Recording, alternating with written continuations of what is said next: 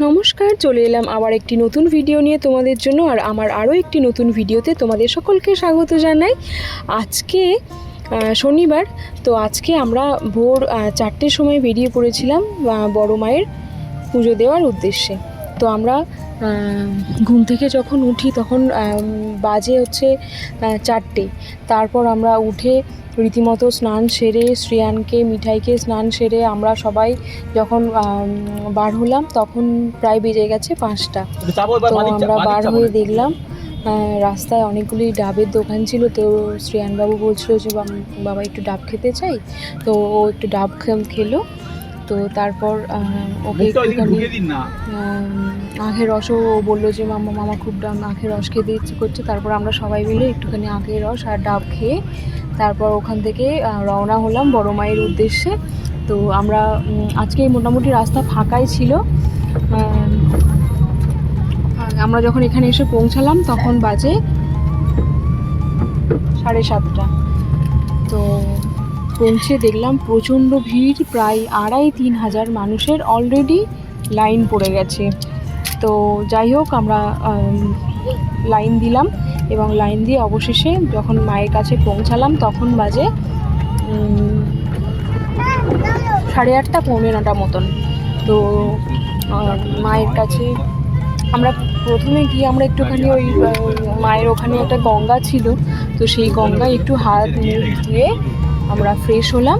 তারপর মায়ের পূজার জন্য ডালা নিয়ে মায়ের যে পূজার লাইন ছিল সেখানে গিয়ে আমরা লাইন দিয়েছিলাম। অনেক দিন ধরেই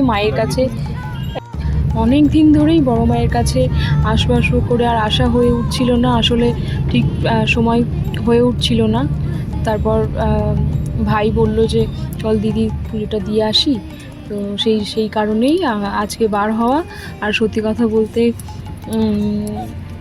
সবাই আমরা খুব ব্যস্ত থাকি নিজের কাজের মধ্যে, কিন্তু আমার অনেক দিনের মানত করা ছিল মায়ের কাছে।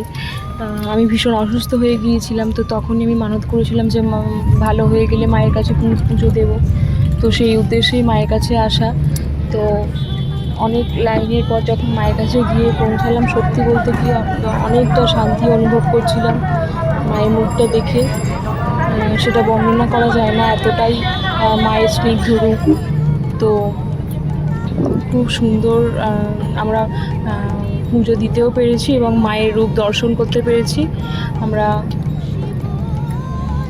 ডালাঘরে অনেকক্ষণ বসেছিলাম এবং ডালাঘর থেকে আমরা ডালা নিয়ে যখন লাইনে গেলাম, খানিকক্ষণ আমরা লাইন দিয়েছিলাম। তারপর আমার হাজব্যান্ড এবং আমার ভাই কিছুক্ষণ পরে ওরা এসে লাইন দিয়েছিল আর আমরা একটু ডালাঘরে বসেছিলাম, কারণ লাইনটা অনেকটা বড়, প্রায় 2-3 কিলোমিটার মতন লাইন পড়েছিল। তো তখন প্রচণ্ড রৌদ্র অলরেডি বেরিয়ে গিয়েছিল, তো মানে দাঁড়ানো যাচ্ছিল না, এতটাই গরম ছিল। তবুও সকাল দিকটা তো একটু কম ছিল, কিন্তু যত বেলা গড়াচ্ছে দেখছি আরও প্রচণ্ড রোদ। যখন আমরা 9:30টার সময় ওখান থেকে বেরিয়ে আসছিলাম তখন প্রচুর লাইন তো আরও বেড়ে গেছে, প্রায় 5-6 হাজার লোকের লাইন পড়ে গেছে এবং প্রখর রৌদ্র বেরিয়েছে, আজকে প্রচণ্ড গরম। তো যাই হোক, আমরা তাড়াতাড়ি বেরিয়ে পড়েছিলাম বলে মায়ের কাছে তাড়াতাড়ি পুজোটা দিতে পেরেছি। তারপর আমরা আবার বাড়ির দিকে রওনা হয়েছি।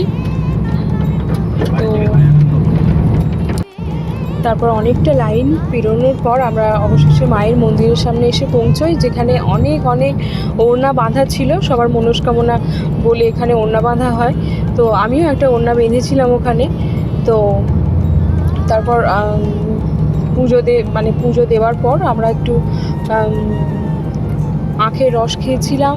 তারপর আমরা একটু ওই কচুরি এবং ঘুগনি আমরা একটু ব্রেকফাস্ট করে নিই। আসলে অনেক সকালে বেরিয়েছিলাম, শ্রেয়ান মিঠির অনেক খিদে পেয়ে গিয়েছিল, তার সাথে আমাদেরও। তো আমরা একটুখানি ওখান থেকে ব্রেকফাস্ট করে একটা বড় মায়ের সুন্দর মূর্তি কিনেছি, সেটা আমি তোমাদের সাথে বাড়িতে গিয়ে শেয়ার করব, এখন করছি না। আর এই যে বড় মায়ের এটা ঠিক মন্দিরের সামনে, এখানে প্রচুর মানুষ এইভাবে খুব ভালো। এখানটাতে খুব ঠান্ডা ছিল, মানে খুব ফ্যান চলছিল যাতে আমাদের কোনো অসুবিধা না হয়। আর সমস্ত ব্যবস্থাও খুব ভালো, সমস্ত পুলিশরা, তারপর গার্ড দাদারা যারা ছিলেন তারা খুব হেল্পফুল, সবাইকেই খুব কোঅপারেট করছে। তারপর আর খুব শান্তিপূর্ণভাবে আমরা পুজো দিয়েছি। তো আমি যেখানেই যাই চেষ্টা করি তোমাদের জন্য কিছু মোমেন্ট মানে সঞ্চয় করে আনি তোমাদের দেখানোর জন্য, যাতে তোমরাও দেখতে পাও। আমি আগেরবার দীঘায় গিয়েছিলাম, জগন্নাথ দেবের মন্দির দর্শন করিয়েছি তোমাদের, আর এবারে আসলাম নৈহাটির মন্দিরে, যেটা আমি তোমাদের জন্য ভিডিও করেছি। এখানে সবাই ভিডিও করছিল, তো কিছু কিছু গার্ড দাদারা বলছিলেন যে ভিডিও করো না, তারপর আমি আর ভিডিও করিনি। তো কিন্তু মায়ের যে অসম্ভব যে সুন্দর মূর্তি, আপনারা দেখুন, মানে খুব খুব খুব ভালো লাগবে। আর নৈহাটির বড় মা তো সবার জানা যে কতটা জাগ্রত মা। আর আবারও আসবো মায়ের কাছে, খুব ভালো লেগেছে আজকে, অনেক দিন পর মায়ের দর্শন পেলাম।